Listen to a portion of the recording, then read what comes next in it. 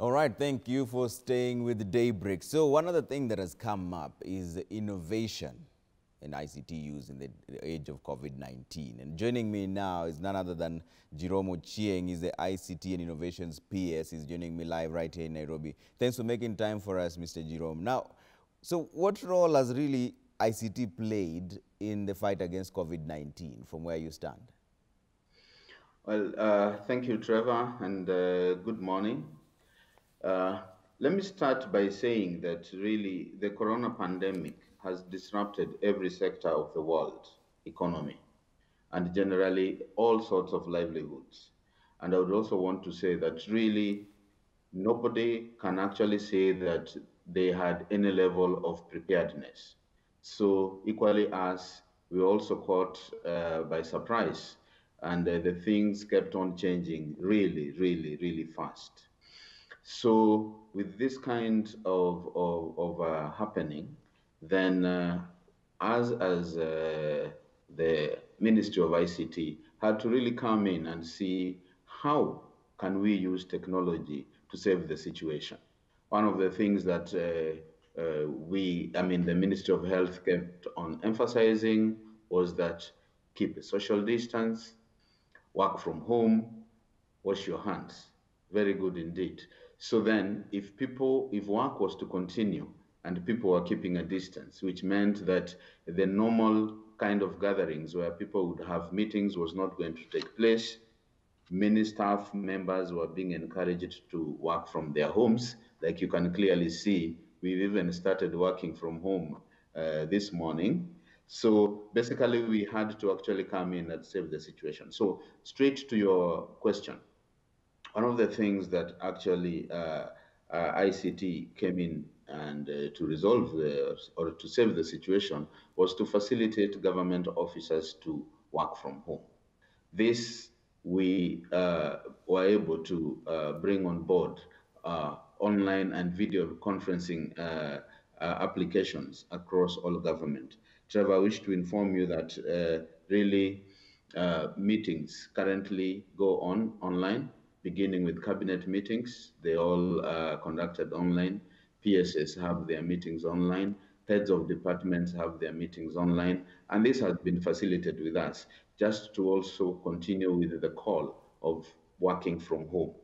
Also, having said that, the issue of schools, suddenly schools were closed.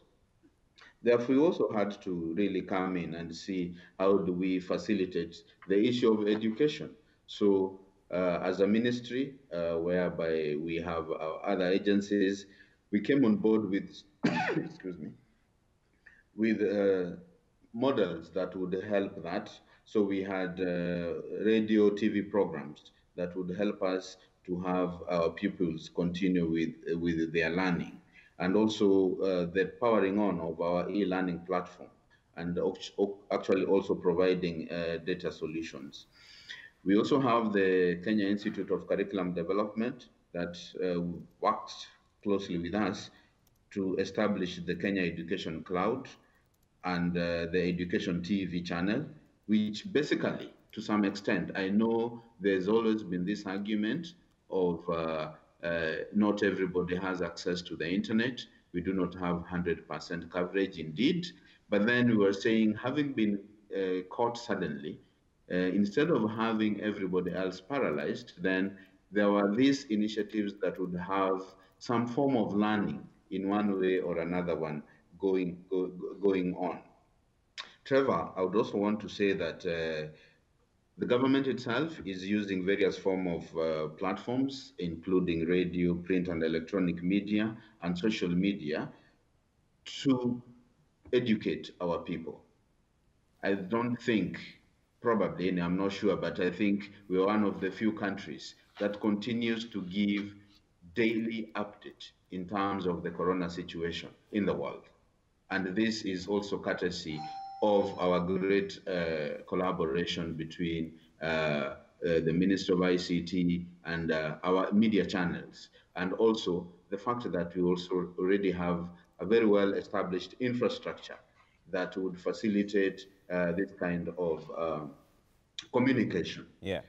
Uh, to inform you again, contact tracing, this is really an aspect that is technology driven, Yeah. that really, as a ministry, we've really played an important role in ensuring that we use technology in terms of trying to facilitate the process of contact tracing. We've established infrastructures at the Ministry of Health Yeah. that, again, is also going to help in the issue of contact tracing.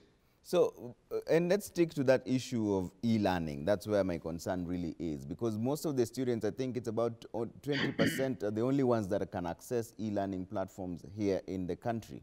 Most students are still marginalized as we speak. Deep in the areas of Turkana, they don't have access to internet. How is that being facilitated to ensure that all the learners are on an equal playing field where they all access the material? Correct. In terms of content, content really is available. The biggest challenge, Trevor, is on issues relating to infrastructure. And Trevor, you remember very well, again, sometimes around towards mid-March there, uh, we launched the Project Loon. This is really a collaboration between Loon project and which is a Google project, together with Telecom Kenya. They got into an agreement to facilitate Project Loon, which basically means that we are going to install balloons on our skies, basically about 20 kilometers above our skies. And then the balloons were actually going to facilitate connectivity. So this is a project that is ongoing, and the intention is to have 4G network across the whole country. And we envisage a situation whereby, with the completion of Project Loon, we are going to have 100% internet connectivity across the whole country. So this is a situation that is actually going to help. In fact, one of the things that, two things, like I said, there is the issue of connectivity, and also there is the issue of devices. We want to also ensure that there are devices in all schools that can facilitate online learning. You remember very well we had started with the digital learning program that is now on its year 3. So far, we have uh, distributed more than 1 million devices in the more than 22,000 primary schools. So the most important and the most important thing that, fortunately, as government, we had started. It's not that we are starting it because of COVID. This is a process that is ongoing. I think we are now just trying to tie in the other ends, is that we had started the distribution of devices to schools, which is a program that is currently ongoing. And also now, with the coming in of Project Loon, we want to ensure that devices are accessible to the pupils. Then now the realization of online learning can actually be achieved. So now, there are several things you've mentioned there. Let's start off with the Project Loon that you're talking about. How Right. far are we right now? How many balloons do we have? How much internet coverage is there? And when will this be complete to have the 100% coverage that you're saying? Yeah, the Project Loon, when really the contract was signed, I'll tell you, the balloon immediately started their journey all the way from California off to our skies. I would want to tell you that we have about 20 balloons on or off our skies.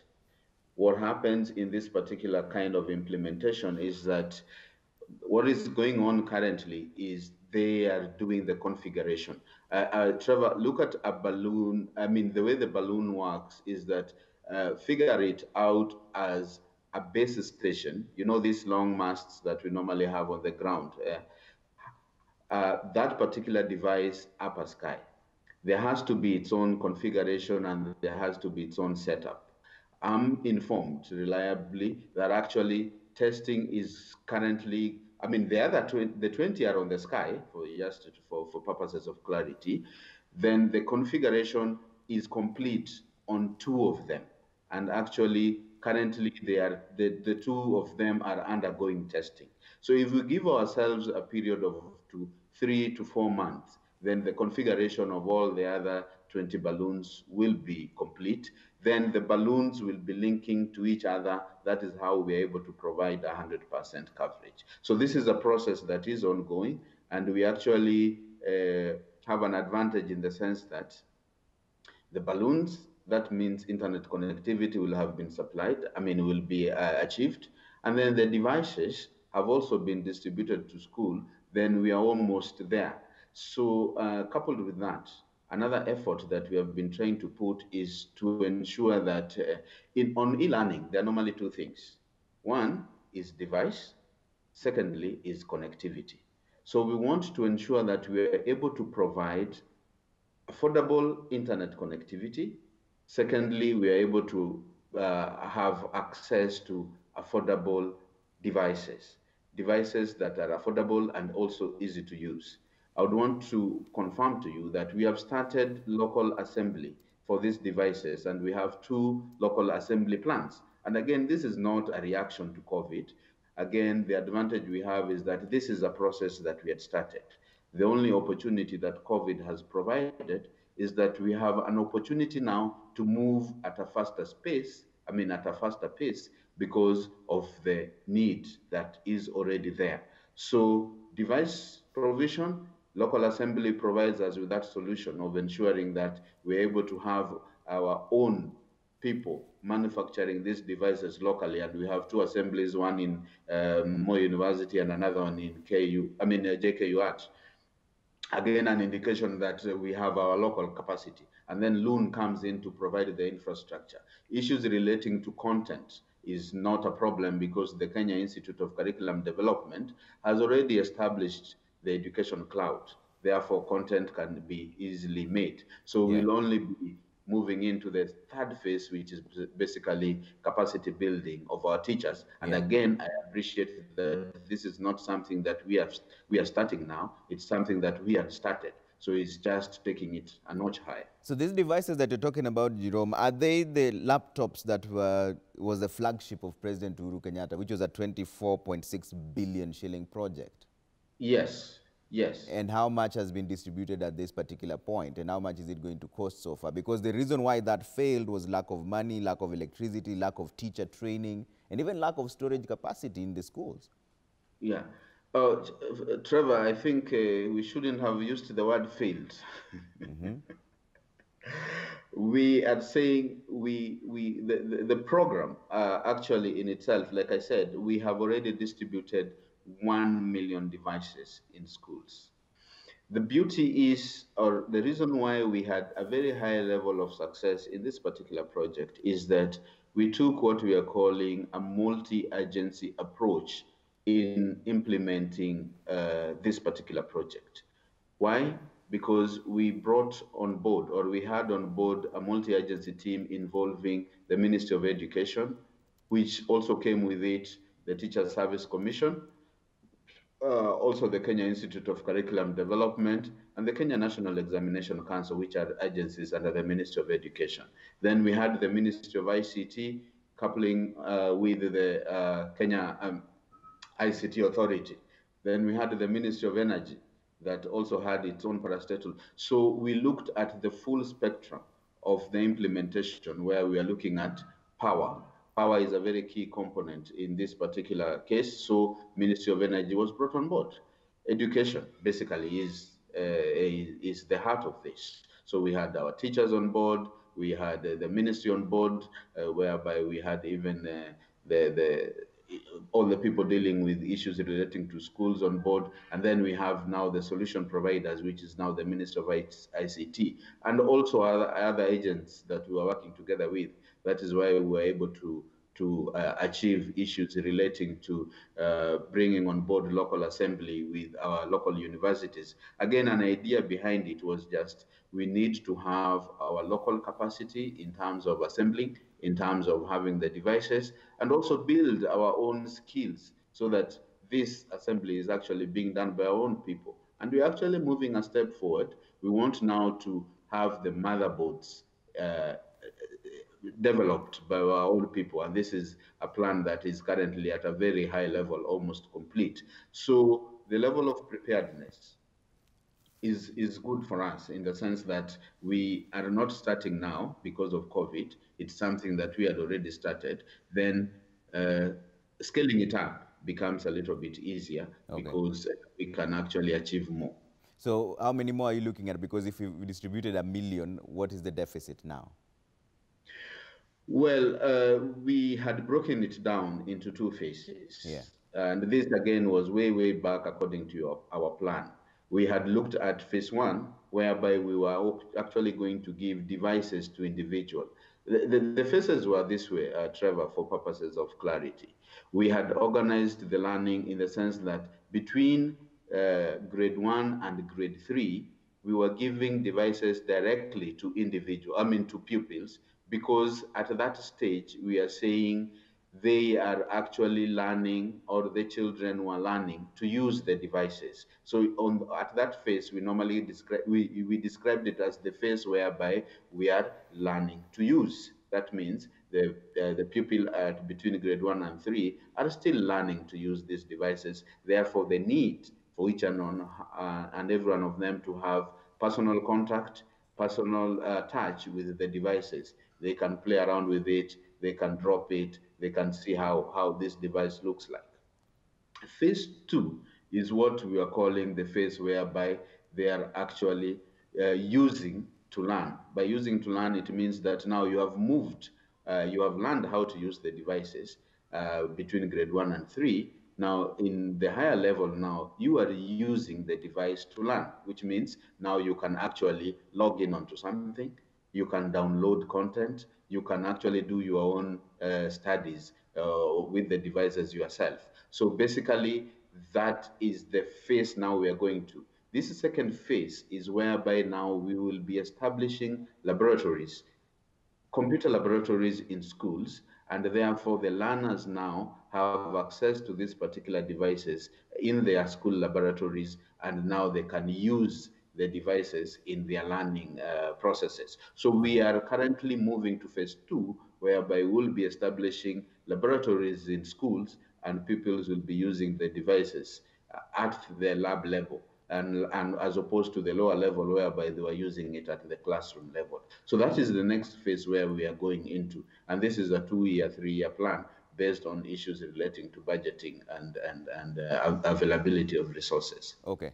Let's shift gears now and talk about innovation and the innovation system, especially in Kenya here, and our Mhm. ecosystem in Kenya. That is where the main concern is.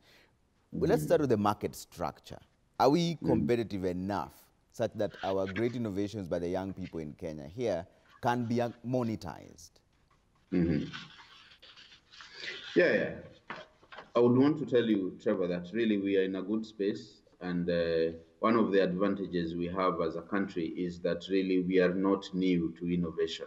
We've actually always been credited as one of the first people to really embrace and accept issues relating to mobile money transfer. And this has really been a very great achievement in the sense that it prepared us psychologically in terms of one, we had our own infrastructures ready that now can actually help us on anything that comes about with issues or with respect to cash transfer is quickly done. Now, in the innovation space, I would want to tell you that really we expect to see a lot of innovation around mobile fast deployments. The reason why I'm saying this is that with the experience of M-Pesa, we realize that the infrastructure is already there. Therefore, many more people tend to actually focus on mobile related innovations, and actually there has been a number of them. There has been a lot of innovation in the agricultural sector, and you clearly see that again this is going to help us, especially in the area whereby youths have always shunned or ignored agriculture. But with the innovation whereby a lot of technology is being used, that kind of has enticed the youth to now begin appreciating agriculture, whereby they feel that agriculture is not the agriculture of those days, whereby you'll be talking about a djembe on a piece of land the whole day, that a lot of technology can be applied in agriculture. You can have your drones, probably they would be enjoying a lot of drone work and things like that. And I've seen, as also the ministry where we take in a lot of innovation, I've seen a lot of innovation coming up. And how have we facilitated the innovation ecosystem in Kenya? One of them is that as a ministry, we have developed what we are calling the white box. And this anybody can visit, where we have www.whitebox.go.ke, whereby people are able to post in their innovation. And we have a whole team of experts, both from the public sector, from the private sector, from the academia, that normally comes and review these innovations. And those ones that needs to be taken to the next step, we normally provide some form of facilitation, whereby we actually take them through some form of training and even link them up with, I know the biggest area where there has always been a lot of concern is whereby the people get concerned that what happens to my innovation. So we normally link them up with the IP lawyers to give them comfort and actually to educate them in terms of how do you secure your innovation. And for us also, we can also link them up with other private sector people that will help them take their innovation to the next level. So as a ministry, we've been working very closely with the young people to facilitate this kind of an ecosystem. And I'll tell you for sure, last month, yes, indeed. Last month, we as a ministry had what we are calling a hackathon at Konza. That is one activity that had involved more than 300 young people from every sector, from every part of the country. And they had a 10 days hackathon, whereby basically they're just coming up with IT-related innovation. And we took them all through the training. We already shortlisted them down to 10. Among these 10, we have actually even awarded the top 3 and actually trained this group of 10 in terms of trying to tell them what and linking them up with some of the people who can help them in the next steps. So basically, we have been working in this particular space to ensure that innovation is really taken and we really take advantage. And I appreciate a lot of innovation that has been coming on board, and Kenyans are really thinking out of the box, and we really appreciate this kind of thing that they have been doing. But Jerome, the elephant in the room has always been funding and patents. So how a young man there was a good idea, how does he get it out there and is not taken advantage of and given support? What is the ministry doing to ensure that these young innovators don't get taken advantage of and they're also given support to innovate even more? What initiatives are there? Yeah, I think I mentioned it in passing, but I think I would want to emphasize this more, Trevor, is that we are doing 2 things.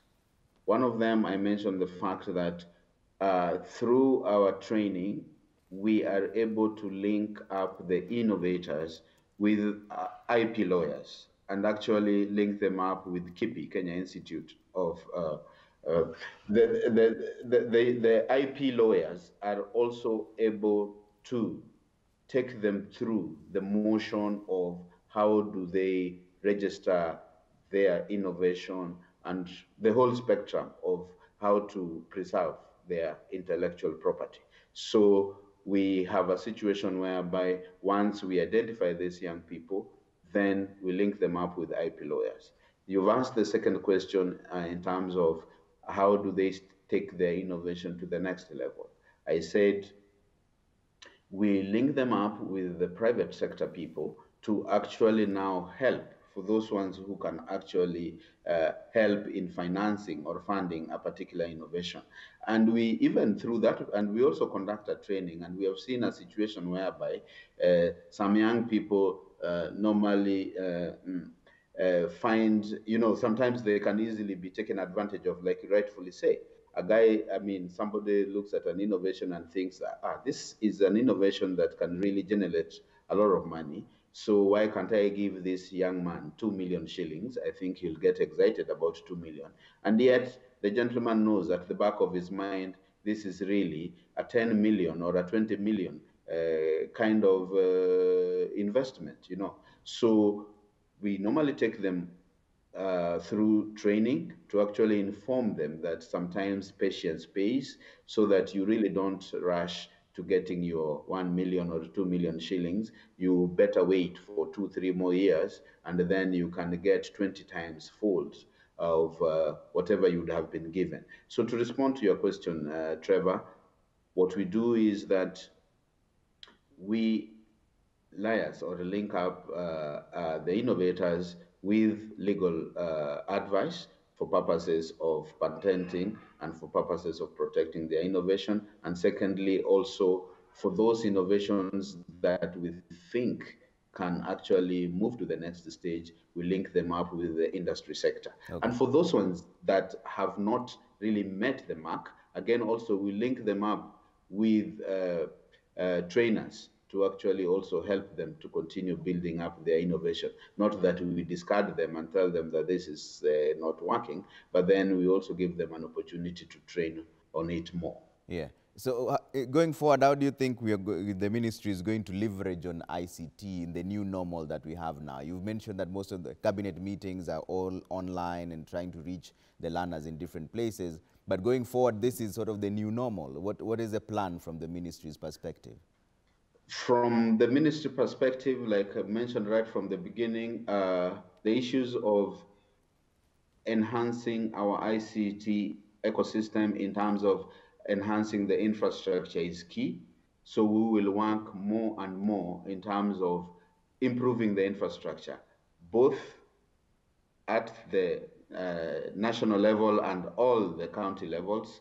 Probably you're aware we have the fiber backbone running across the country. A lot more will be done in terms of infrastructure to ensure that every other sector of government and even beyond government, that internet is also available at homes. So the more reason why really we need to look forward to the full completion of Project Loon to just facilitate internet connectivity. So we'll be working very much on terms of infrastructure.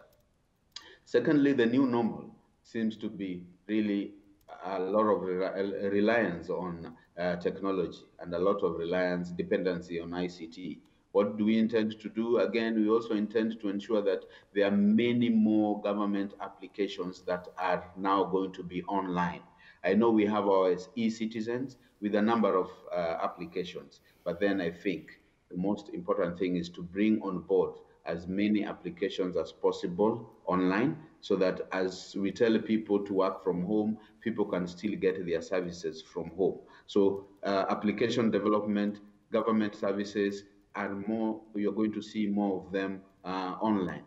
And a third thing, again, also, we also want to work with the private sector. Again, this must be a collaboration between government and the private sector to also see the private sector coming up with also their services that can actually be available online. So online government, online public sector is also going to be another very key area.